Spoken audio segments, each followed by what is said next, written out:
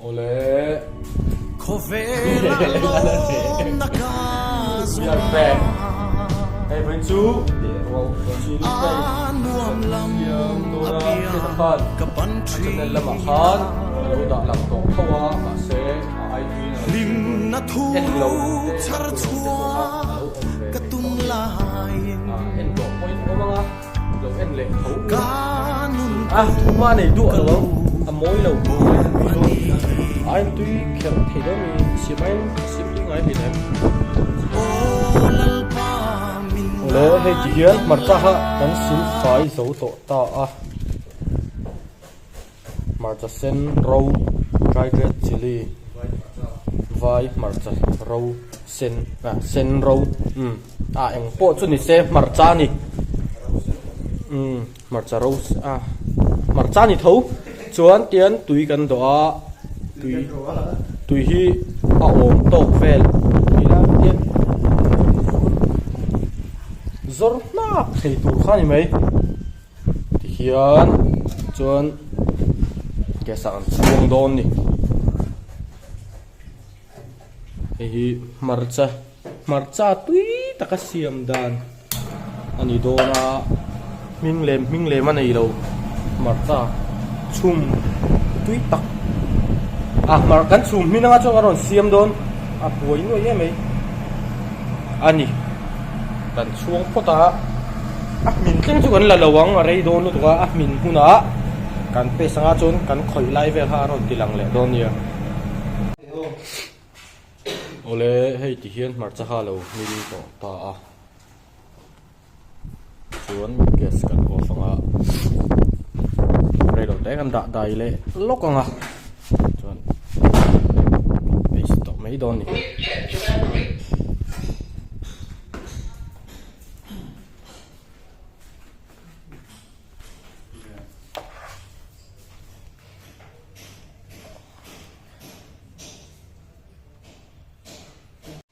Ole tiền cần sum khá lâu dài đó ta chun tùy thêm này hiền grinder hiền cần grind năng ăn paste don chứ paste thì hắn cần hair sum đó nè hay hiền sơn chiang rồi cả ăn thiếu hair sum nó tụi hi chắc phát rồi chứ rồi ấm tắc là đạt thì đó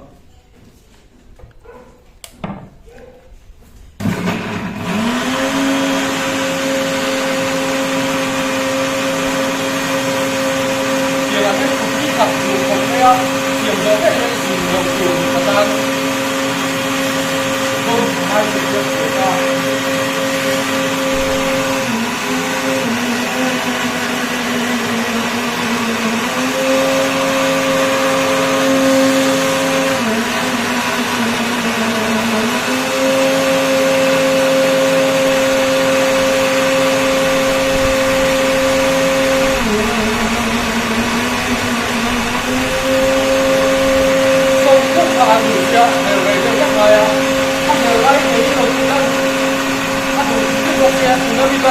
bilang bahwa saya foto harus bilang jelek dia. Satu hari itu semua beliau di Palang.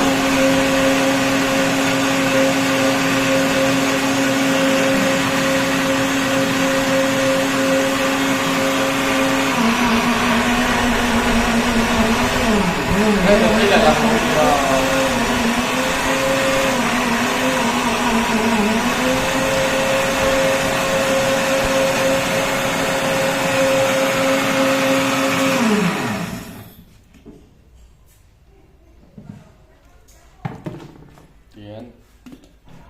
Anh hẹo xôm xa hà này ta rồi đó chặt vắt rồi ạ trên gần hẹo bộ tiếng về vang xôm thầy lâu nhỉ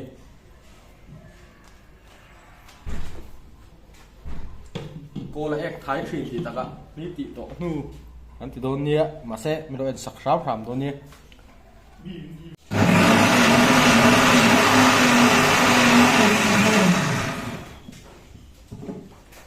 Ole tikian maksa ha kan hair som dầu ta chuan tiền purun sen te purun var te an chop le anga cho kan siam tui don hei hi eng ati chili paste tui tak ni tura nga ya color kan la tel mi lam ne ten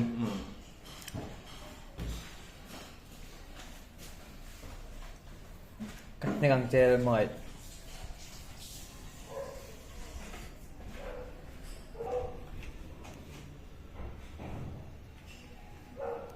ole di hian heng howi kan man tur ania hei purun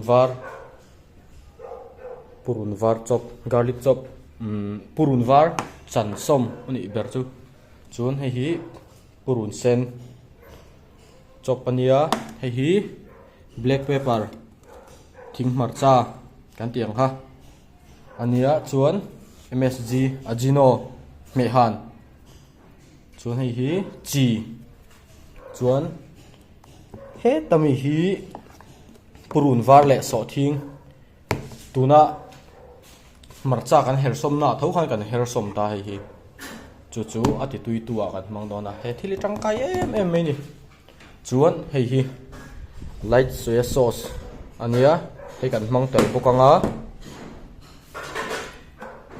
hei kan man tur light soya sauce chuan hei hi vinegar ei so laka han venga chuan tin nge ati hing harang hei hian siam treu du pohan hemi hi pol hnem he turani chuan hei hi oyster sauce ania hei hi hei po hian tui don hei tui tu tur ani bokani chuan he ta hian pakhat aloma hei kan pol bokanga dania heng ho zong hi kan pol dona tui thei tura ngai la restaurant siam ten lo om ni chuan chunga te po chuan marcha khan a tui em a man in lama siam du po khan a me reng thea ei reng thea a tharei boka he tili tangkai em me ni chuan kan lo to sang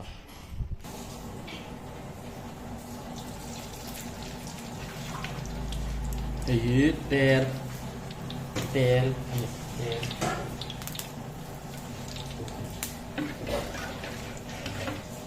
chuang ani baka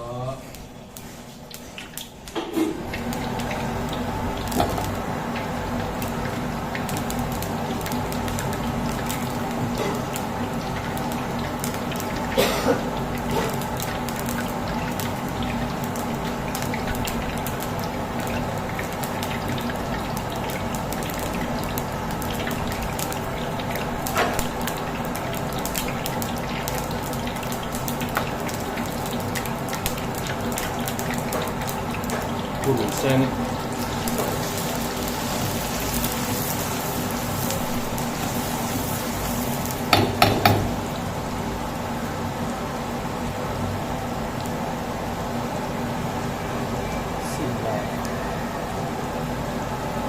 chuan purun sen za da thong ha purun ha kon ya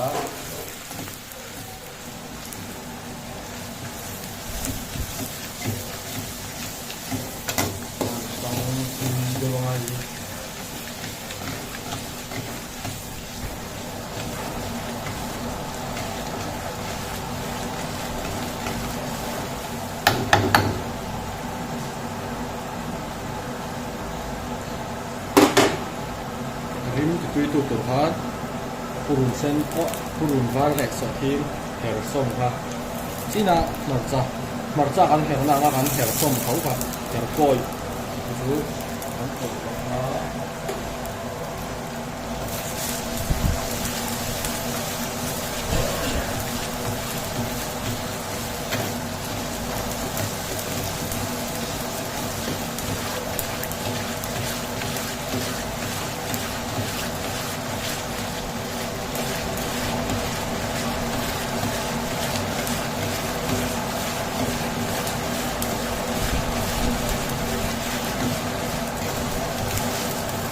dongin đây là mùi lẩu cho bạn không phải luôn đây là cách rất ngon luôn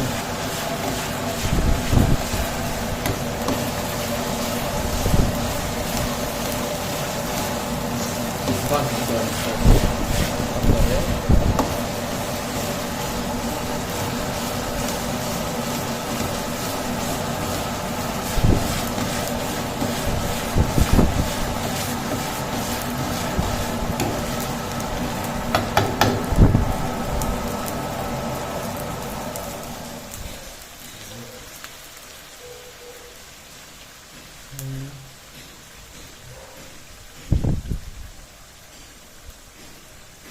Jadi black pepper ha, ini masak hanya.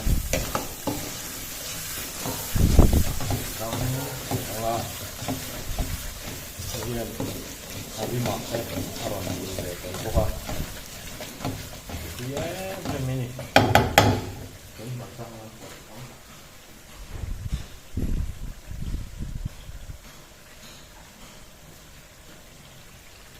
Iya, main bear. Dan masak som ha. Chili paste kani ya, chili paste dicuan marca tersom hani mai.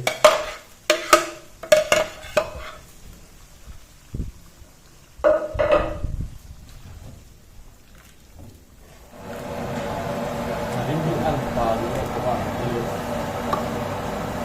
ini boxnya.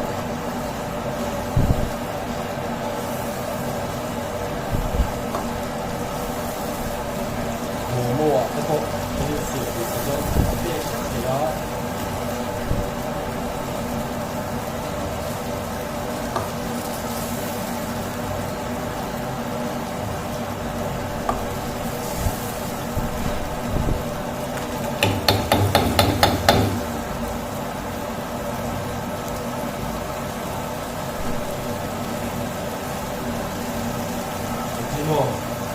khó lắm. Zino lắm ngay nó bắt đầu cô han, cột đầu cô han, kém chế, dù đẹp cột mấy tu nhé, sẽ cái tu, tuy cái kia, thì hàng tu mình là có đồ, có hình kia mà thế, các cột đồ mua mấy thứ mình,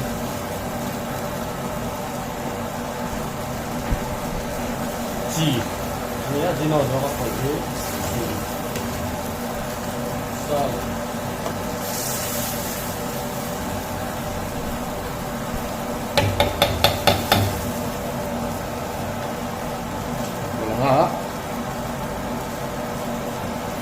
Oyster kani, Cina anti dan ha.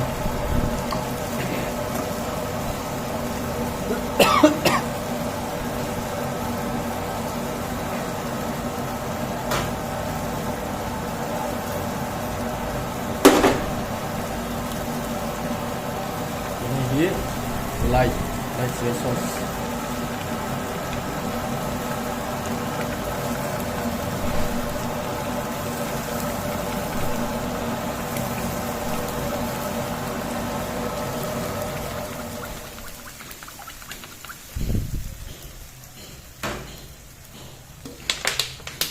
Vinegar.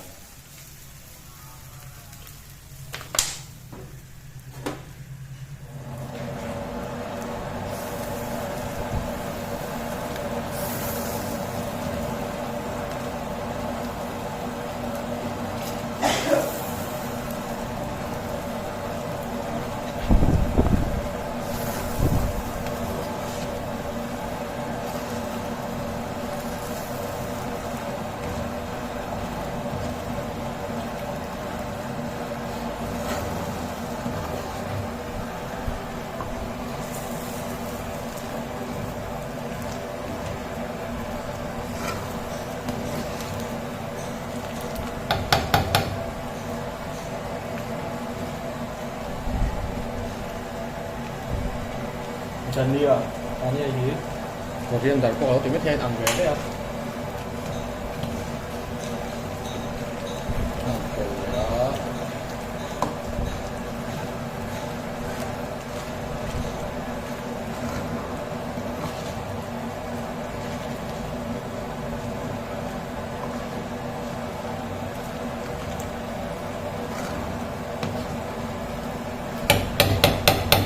Xuống thiếu một khát.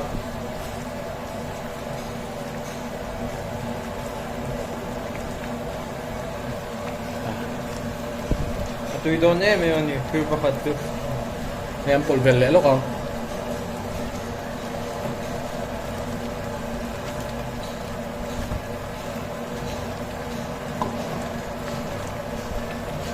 hey lo siam ve sin la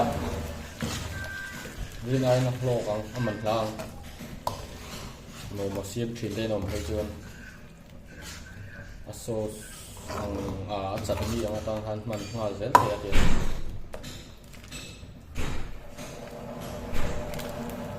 chun rice vel te chao vel te ko ha tem chin lo kang hak riu do ma ne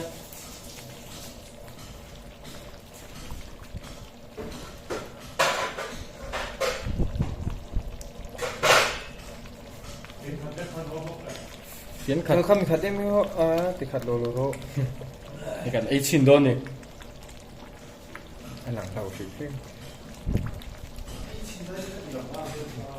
thì là ngon tùy đó chỉ phải tùy tắc chỉ là chút tham mi giống mặc ra chỉ tùy đàn số tham mi khăn nhé to lại hốt mèng